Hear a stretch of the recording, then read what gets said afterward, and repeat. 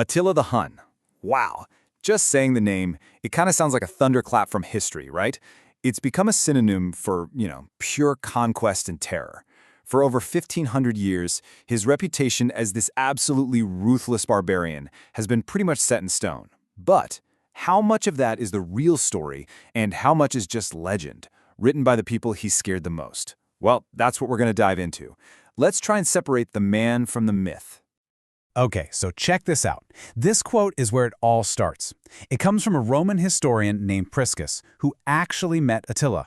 And he's the one who first called him the Scourge of all lands. I mean, that's how we get to his famous nickname, the Scourge of God. This idea that he was some kind of force of nature sent to punish the world. And you gotta remember, this was the view from his enemies, the Romans. It's their side of the story, and boy, has it stuck around. And it's just wild to think that this massive, world-shaking reputation was all built around one guy. So what do we actually know about him? Behind the legend. What did he look like? Where did he even come from? And how on earth did he become one of the most feared people in all of history? All right, so to even begin to answer that, we have to bring this legendary figure back down to earth. Let's just forget all the demonic stuff for a second. What did the man who terrified the known world actually look like? And this is what's so fascinating. This description, it completely clashes with the myth, right? This isn't some giant monster. It's just a description of a man. Short, broad, with features that, the Romans probably found really foreign and maybe a little intimidating. This description, which we also get from Priscus, is such a great reminder that the Scourge of God was at the end of the day a human being. So if we want to understand Attila, we've got to understand his people, the Huns. I mean, he didn't just appear out of nowhere. He was the product of this really unique and powerful nomadic culture that was already shaking up Europe. So let's dig into where he came from. The Huns were, for all intents and purposes, the ultimate outsiders. They just swept into Europe from the eastern steppes around the year 370. And these guys were master horsemen. They're mounted archers, probably the most effective military tech of the era. Think about it. They could show up, strike with terrifying speed, and then just vanish, long before a traditional army could even figure out what was happening. Attila's rise to the top was, swift and absolutely ruthless. He and his brother Bleda take power together in 434, and almost right away, they basically strong-arm the Eastern Roman Empire into doubling the tribute money they were paying. But, sharing power wasn't really in the cards for long. Around 445, Bleda dies, and the circumstances are pretty shady, and just like that, Attila becomes the one and only undisputed king of the Huns. So now he's got absolute power, and Attila turns his full attention to the biggest prize on the map, the Roman Empire. Now, you have to remember, at this point, Rome isn't one big thing anymore. It's been split in two. You've got the super wealthy Eastern Empire run from Constantinople, and then the Western Empire, which is kind of struggling, but still centered on Italy. And Attila, he was going to terrorize both of them. This really sets the stage for a conflict that stretches across an entire continent.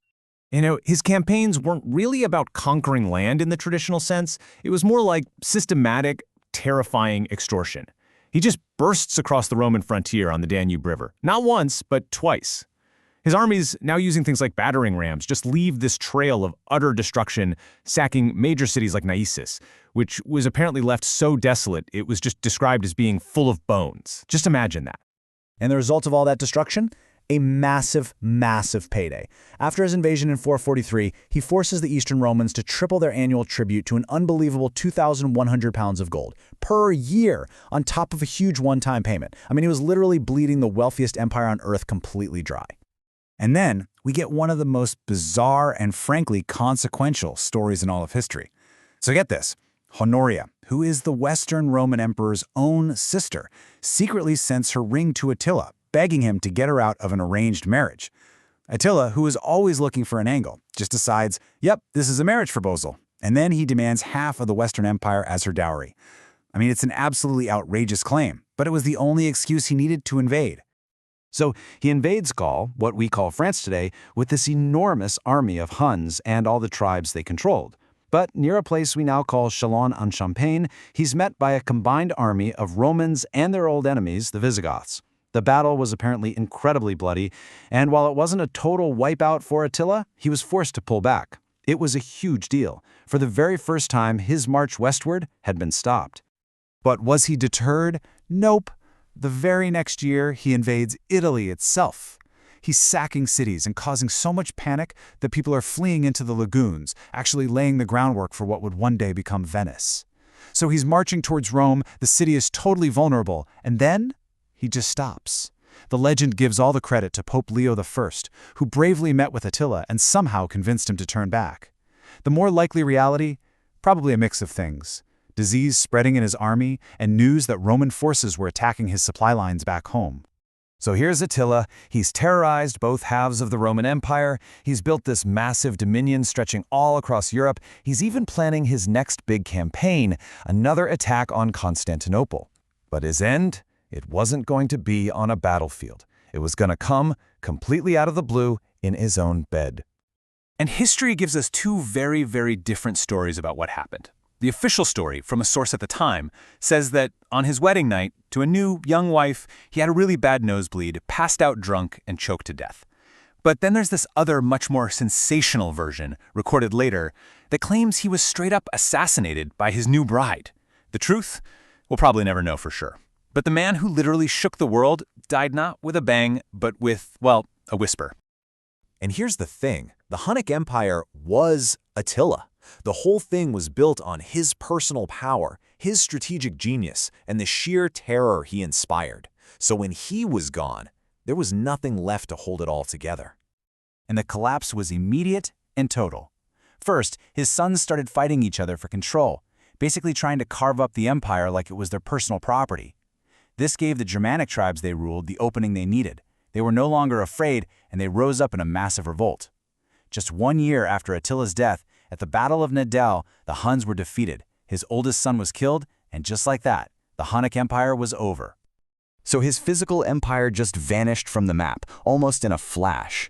But Attila, the man, well, he was just beginning his second life as a figure of pure legend. I mean, his cultural afterlife is in some ways even more incredible than his actual life. He becomes this noble king named Etzel in famous German epics. He's a tragic figure named Atli in the Norse sagas. Centuries later, the kings of Hungary would proudly claim him as their direct ancestor. And even today, Attila is still a popular name in places like Hungary and Turkey.